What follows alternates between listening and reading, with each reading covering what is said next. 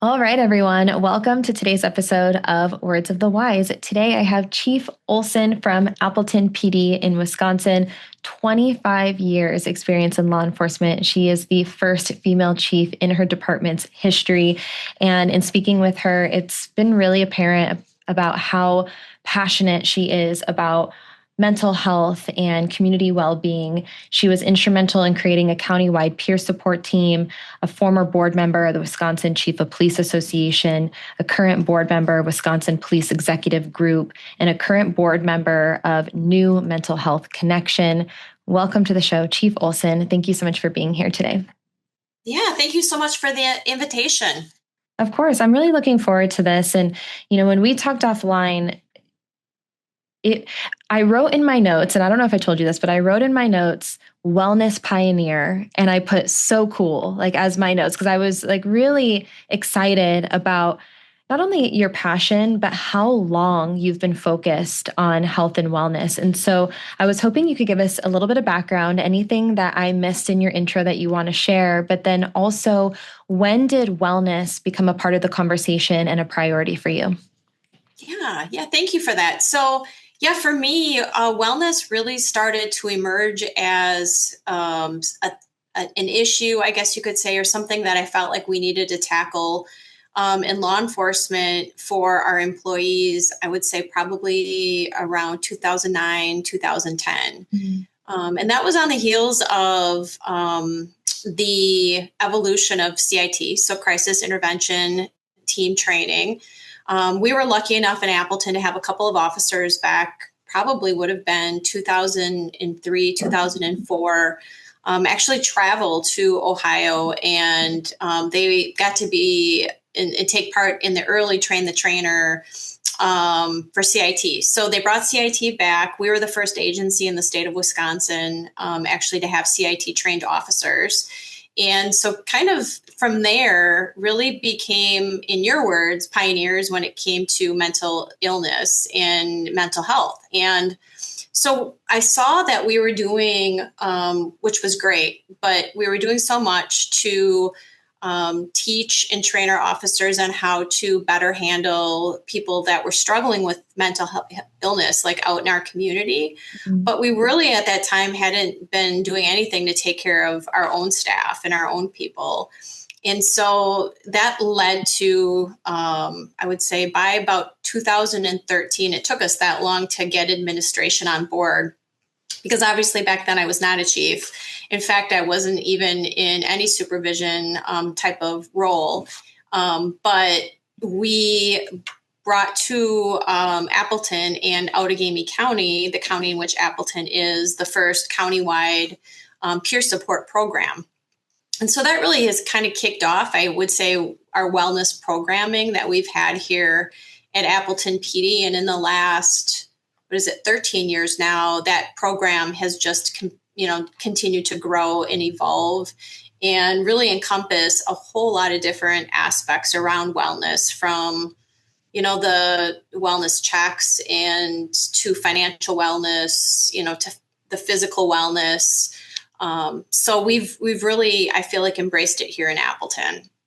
Thank you. And what you said earlier about how you weren't a chief back then. And I think that it's a reminder to everyone that you can take initiative and you can be a leader regardless of what title and position you hold within the organization. And I appreciate you sharing a little bit about how it happened, because you're right. I mean, I think 2009 was way far before. Like I talked to a lot of agencies that are still trying to figure out what to do today. And so for you to be able to lead the charge without being chief of police is a reminder to everyone that you have the ability to take initiative and to set an example.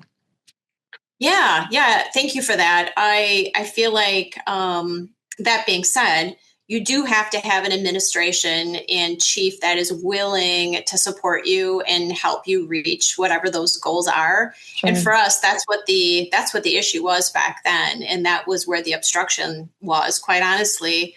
And then we had a change in administration in 2013. And the chief at that time was open to letting us explore what peer support would look like in our agency. And then you're right. totally agree that you don't have to be a chief or a supervisor to be a leader in your agency and to bring about, whatever your ideas are in positive programming. And this was an example of that.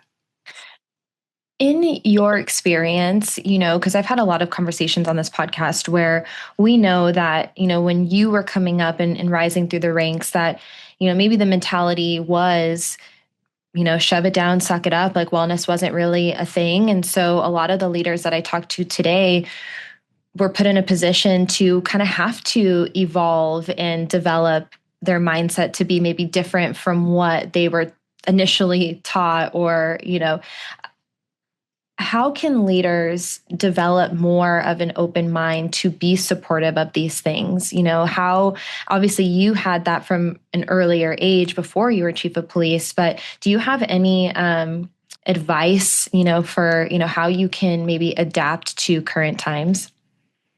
Yeah, so I think as somebody that, I'm at the twilight years of my career now, and in looking back, I think partly for me, I have kids. My kids are 26 and 28. So I can speak from my personal experiences and watching how that generation has grown in their mindset, and they just have a different philosophy around wellness in general.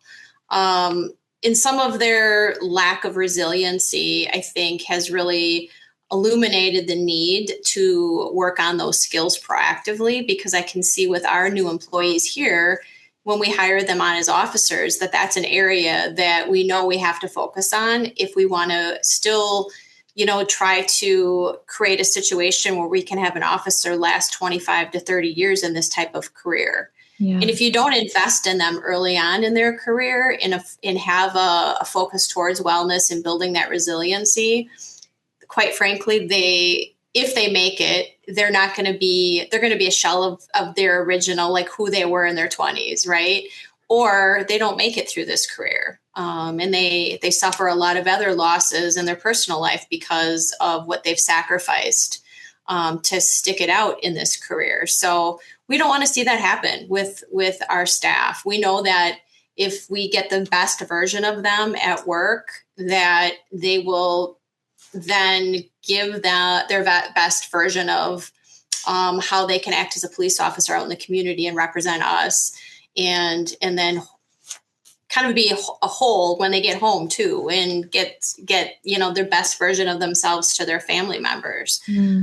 So as far as is my generation, I still see it across the state and other chiefs and organizations where, there still is that mindset of how they were raised, which it was like, if you fell down and hurt your knee, you got back up again, threw a Band-Aid on it, and you kept going, right? And instead of addressing that sometimes these calls for service that we handle, or the things that even inside the agency that cause, mental harm to us, have to be addressed. And we have to do it in a culture of just being very open to normalizing seeking mental health help when you need it. And I would even say seeking it before you need it. And again, that's part of building that resiliency. Yeah. Yeah. I think that and I used to have this mentality. I think a lot of the things that we talk about, when I talk about it, it's because I have experience with this. I'm not perfect, and I learned a lot of things, through my earlier years, but I used to have the thought process that you couldn't show weakness, that like I had to have this impenetrable wall, and I couldn't let anyone see me cry. And, and I think over time for me, it really hardened me. And it didn't give me the ability to have empathy for other people. I was so guarded because I was like, I have to show perfection. I can't show any sort of weakness. And then I started judging other people. I'm like, well, why aren't you like me? That doesn't bother me. It just bounces off of me. So it should bounce off of you. And when I look back, and I try not to live with a lot of regrets. I definitely have a lot of I wish statements myself, but that's one of the things that I really wish that I would have had the ability to understand that being human and showing emotion and also being resilient and strong can happen at the same time. One doesn't have to negate the other. I can be human and I can laugh and I can cry and I can show emotion, and I can also be strong and great at what I do and resilient and, achieve all the things. But I didn't have that ability when I was younger. I had to learn that over time. But the other thing I wish that I had the ability to do was to understand that just because something doesn't impact me doesn't mean that something isn't impactful for somebody else. And I always thought that it was kind of about me, like in some weird way, I was like, yeah, like I've been through much more than that. So like that shouldn't bother you at all. And I think if we're going to show up for people and we have to have empathy for people, we have to understand that everyone's going to respond to different things in different ways. And if, to your point, the goal is that they're as whole as they can be and as happy and healthy as they can be at the end of the career, then we have to have proactive, preventative resources that everyone feels like are made for them, because everyone's going to be different and is going to need different things. So I wish I would have known that when I was younger. Yeah, well, I would say that you are far beyond what most people have as an understanding of what you're talking about with resiliency, right? Because I totally agree with you. My younger self is exactly how you described. And it wasn't until I got older that I started to realize that my superpower really was my vulnerability and ability to be able to show that at times. Not walking into every meeting crying, because that certainly isn't going to get me any extra points, but being able to actually show emotion when it was appropriate and when it was okay actually humanizes us and does not take away from our effectiveness as a leader or as a woman or any of those things. So yeah, I think that was great. I loved what you said about that.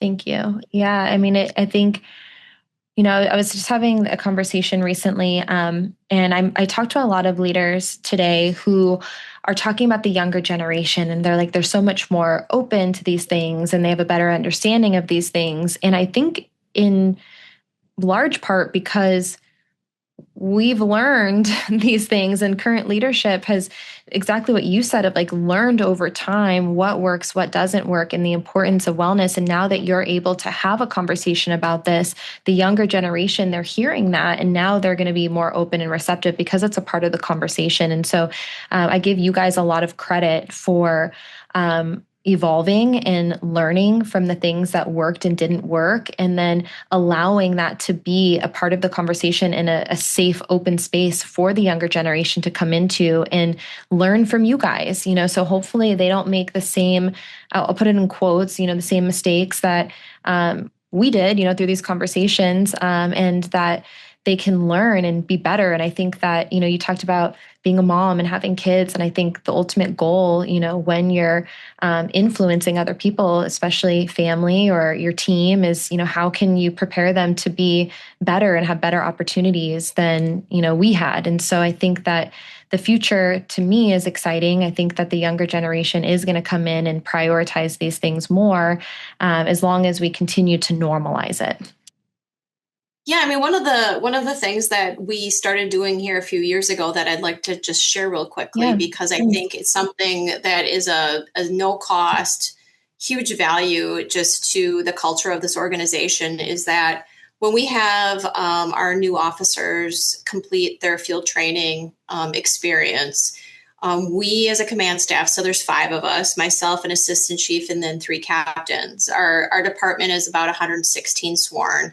So I have a very small command staff. It's just the 5 of us. And we will bring them in by themselves. So it's just the new officer and then the 5 of us, which I'm sure is intimidating. But it's really meant, though, to, again, kind of humanize those relationships and hopefully show them that we're approachable, and that we should be throughout their whole career.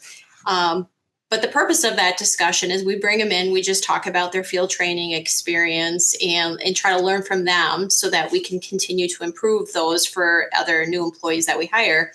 But then at the end of that meeting, one of the things we spend time talking about is how to access wellness services. So even though we do a mandatory check-in with a mental health provider that all of our employees are required to go to once a year for just their wellness check-in.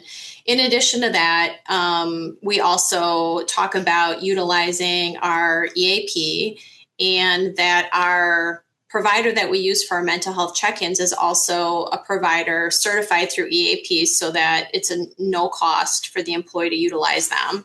But we talk about different strategies and different words they can use to the city to be able to access those services free of charge through their whole career. So we're like, you get 6 visits a year. So if you go in and say, I have work stress, that should get you a visit every other month for the whole entire year. And then the year's up, you call back again and you get authorized for 6 more wellness sessions because you have work stress. And then that repeats itself. But we talk about it because we want them to establish a relationship with a provider early on in their career, as earliest as possible, so that they have an appropriate outlet in order to, again, we talk about being able to have a long, healthy career, whether it's with us or another police agency. We hope it's with us, but, understanding that we're really looking out for the individual. And I think by, when you have the chief, assistant chief, and a captain talking about how they utilize those services and how they've, used them throughout their whole life, that again, it's kind of sets the stage for normalizing that across the department. And we talk about it openly, with staff and around staff, and none of us feel like we should be embarrassed or have any shame around accessing mental health services. Yeah, I love that. I love that last part that you said, that you guys all say, hey, we do it. Mm-hmm. Yeah. And I think that's the most important part, right? Yeah. Well, and what you said too is like, and we're not ashamed to say it. We're not embarrassed. We do it because we understand that this is a long career. It's a hard career. And there are times where we all need resources to help us get through that. And so for you to sit down and make it known that it's okay. And it's like through action, I think I heard this quote and it just popped in my head while you were talking, but they said, education without action is just entertainment. And I thought that was really interesting. And so you guys are showing through action, hey, we do this. We're not just talking about it. We're not just giving you education on these resources. Like, we're showing you that, like, we are actually taking action in these things ourselves because we want to encourage you to take action. So it's not this just like elusive thing or the shiny thing that kind of sits there on a wall and never is used. It's something that's actually helping people. Yeah, absolutely. I think for us, that's where the shift really started to happen. Mm-hmm. Because we were doing all of those things for many years, talking about like, you should do this, you should do that.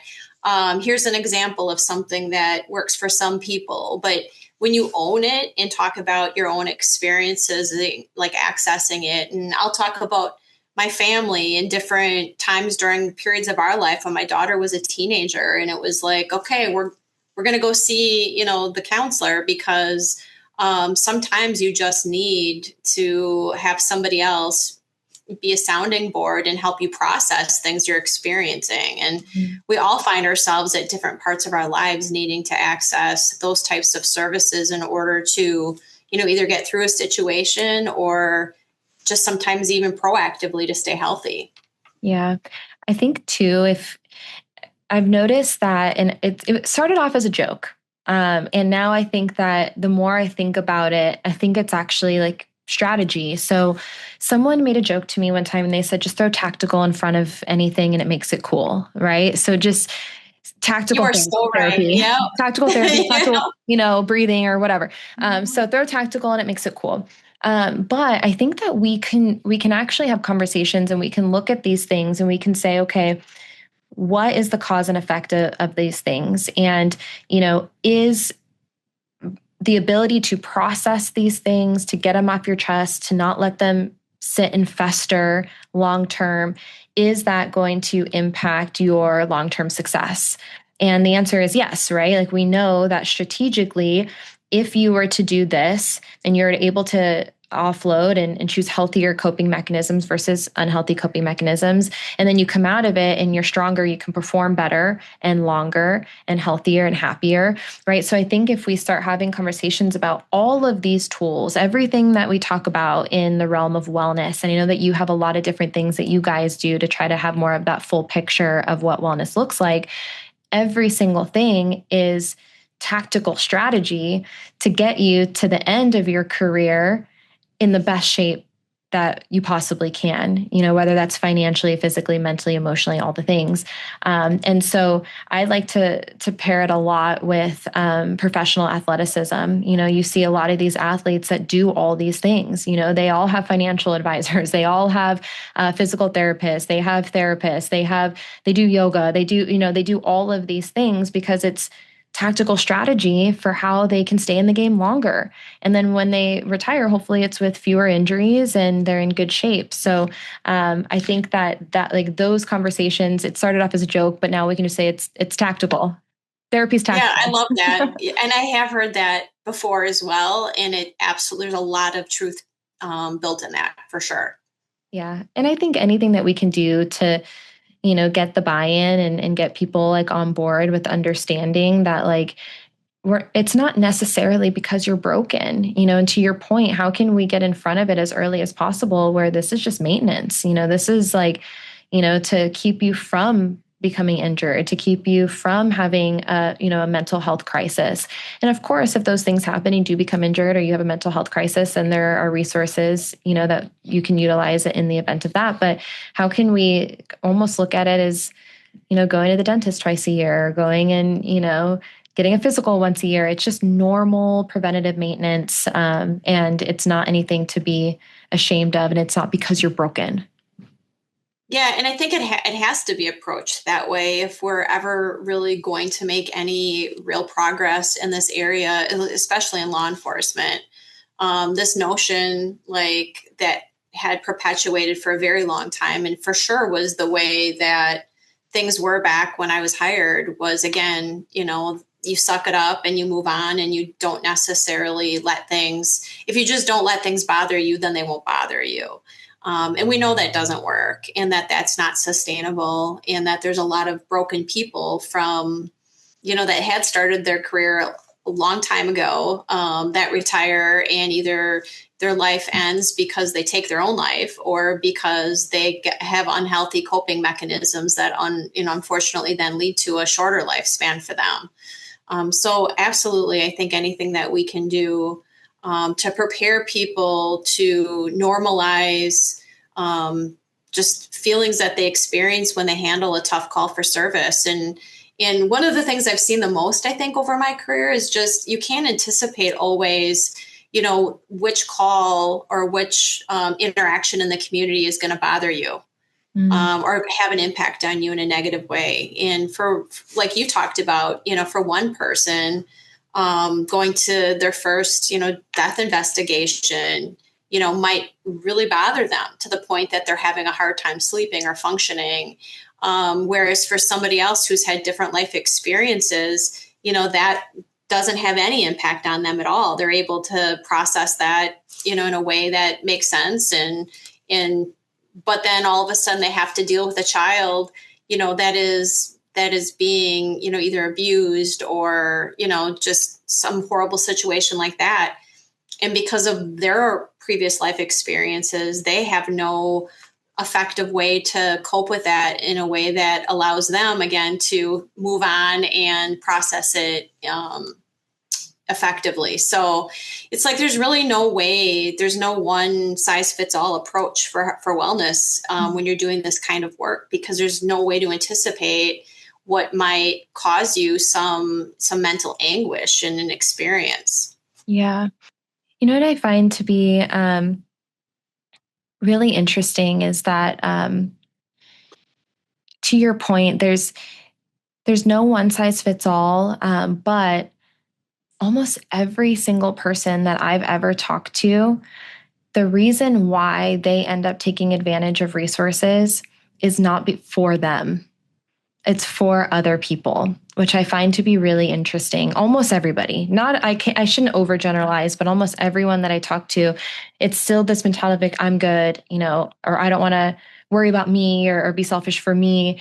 But I am willing to do these things so that I can be here better for my family, or I can be here for those kids on those calls and I can be the most effective, or I can be there for my community. I can be there for my team, And so a lot of the conversations that we have, it's, if you're not willing to do it for you, then who are you willing to do it for? And most people, because in your line of work, it's not as self-serving, right? It's so much about serving others, and that's ingrained in what you guys have always done, is to serve others. And so when you were talking, I was thinking about that, those things are hard and they're going to impact people in different ways, but how can we make sure that you have the resources that you need to be able to show up for those people and to be the person that everyone around you needs you to be too?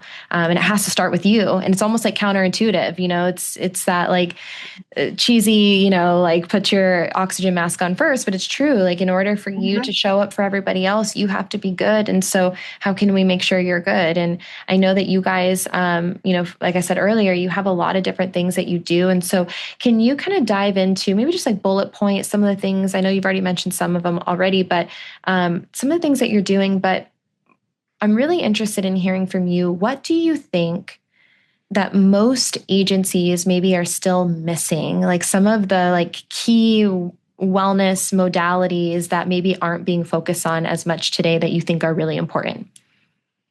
Yeah, I think the biggest thing that what I see is the mindset around what wellness really looks like. And I think because it's become almost like a buzzword in this in our line of work, for sure over the last 5 years, it's very rare for as a chief to get to either a training conference or some sort of a chief's conference without having a wellness component to it, or having a presenter come and talk about why you need to have a wellness program at your agency, right? So I think in some ways, like as chiefs and as leaders, like we know that this is something that is expected of us, because that is kind of the industry standard and the direction that we know is effective for our staff. So when we talk about like what we touched on earlier, that sometimes I feel like the programming that gets put in place is almost just kind of a rubber stamped, I'm doing this because I'm expected to, or because, I have to, or what may have you, when instead of it being really truly ingrained in your culture and in your philosophy of how you lead and prioritizing that for your staff in a different way. So I think that difference still exists. I think, we see a lot of wellness programs that are, because I know I get phone calls saying, hey, can you send me your policies on, whatever your wellness program is or your peer support program? And, and it's kind of like, I'm being told that I need to do this here. So it's kind of, different. Like that mindset is still different. We're not there yet. We have a lot of work to do in that arena.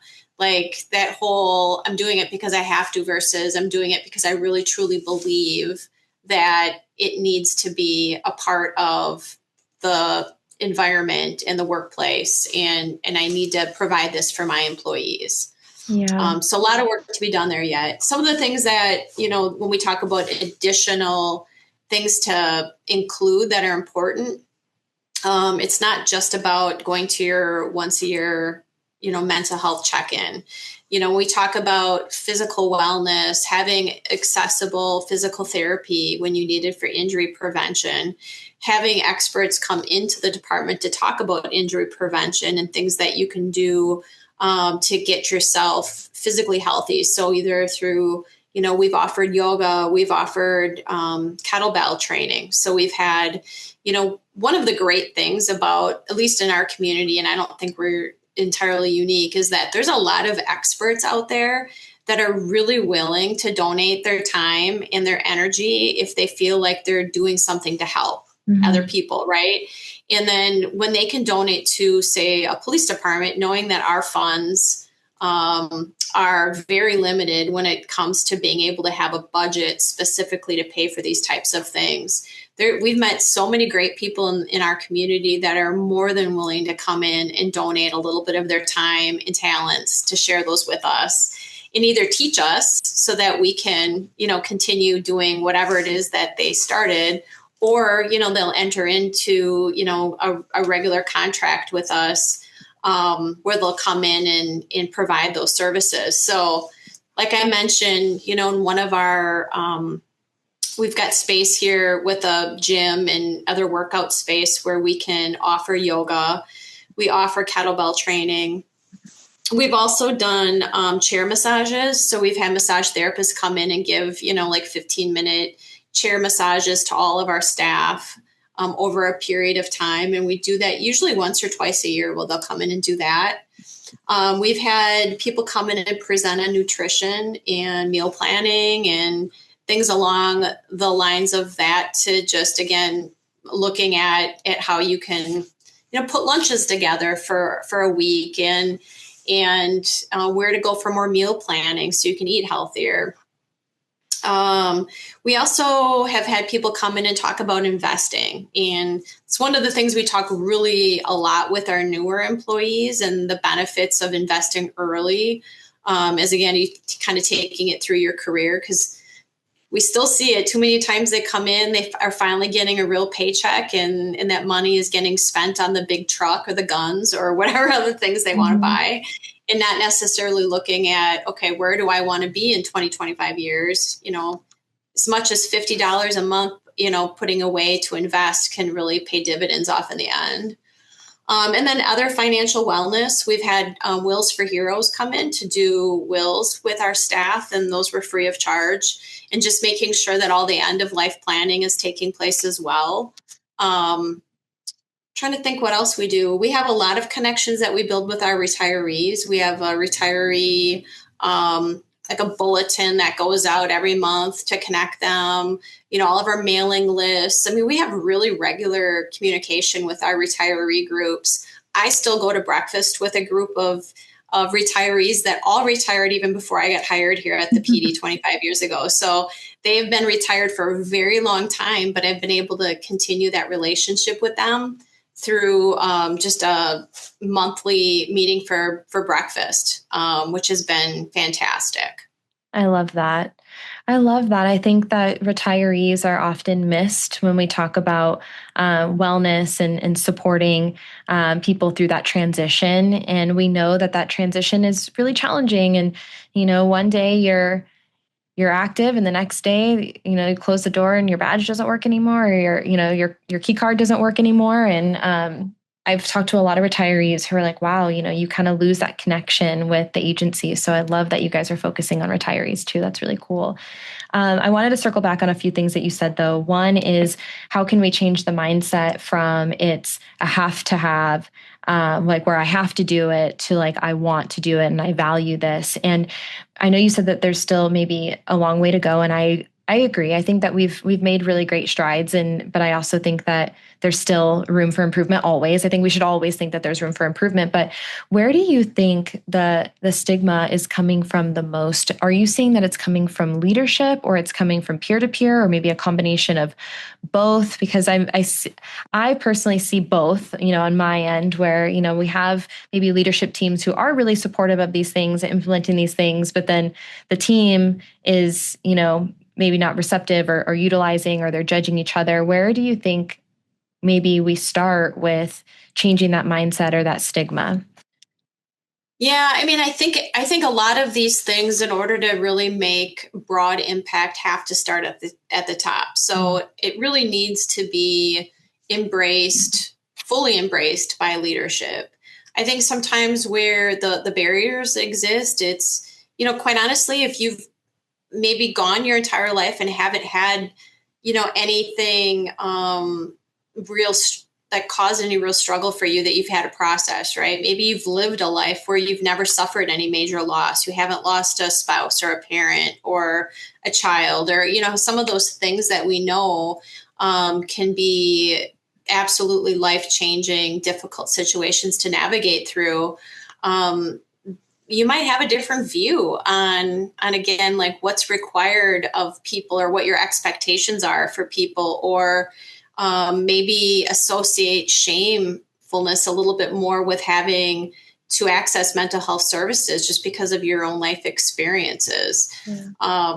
I think like different life experiences certainly gives you a window, like you talked about, into being more empathetic towards others and in not comparing experiences. That's something that I had to learn actually through counseling was, I always, when I lost my mom 13 years ago, for me, that was probably one of the biggest losses I suffered in my life. But I always, when I talked about it to other people, it was like, well, I had her in my life for the first 40 years. Like I was lucky to have her for 40 years. And I was always trying to look at it and not acknowledging the loss and the impact it truly had on me and in owning that. And it wasn't until like my counselor at the time said to me, it's okay to be sad about that. Like just because, other people have had worse losses, like losing a child, like I'd say, well, at least I didn't lose a child. Like it was just my mom. And she was like, your mom was your best friend for the first 40 years of your life. And yeah, you can be grateful to have that. You've had that relationship, but it's okay to still acknowledge the loss and the impact it had on you. And you don't have to compare that with somebody else to say it was better or worse, whatever. It just is. Yeah. And I think, it's like those experiences when you go through them and understanding, like I thought you said it perfectly when you talk about, like, again, having empathy for others, and you don't have to, just because somebody is bothered by something that wouldn't bother you, it doesn't make it, any better or worse, or you're better or worse, or, but I still think there's a lot of shame and there's a lot of those types of emotions and stigma attached to our experiences and how we compare ourselves to one another. Yeah. And so I think circling back, like when you talk about leadership, I think it's really, and it's through like even people who access a podcast like this that can maybe just reevaluate their own mindset around mental health and the importance again of normalizing that in the workplace, especially around public safety. And through those conversations, through, presentations, workshop, whatever, you can get leaders in the room to talk about and open themselves up to, it's actually buying into that theory and implementing it in your agency. I think where real change will begin, instead of an exercise of something they feel like they have to do, but don't necessarily own it like it needs to happen. Well, I think people can sense that. I think that you can sense if someone's just doing it to check a box or if someone genuinely cares about it. And you guys your job is to sniff out the BS, And so if they're like, yep. Oh, absolutely. Like we value this. And then they're like, no, you don't, like people can tell if it's just, going through the motions or if it's something that's actually a priority. Absolutely. And I think, yeah, you nailed it. And I think that genuineness around it is something that you can't fake, and they will know. And you have to get all of your leadership team on the same page, just like you're trying to, when you're doing any change management in your organization with anything, this should be treated the same way.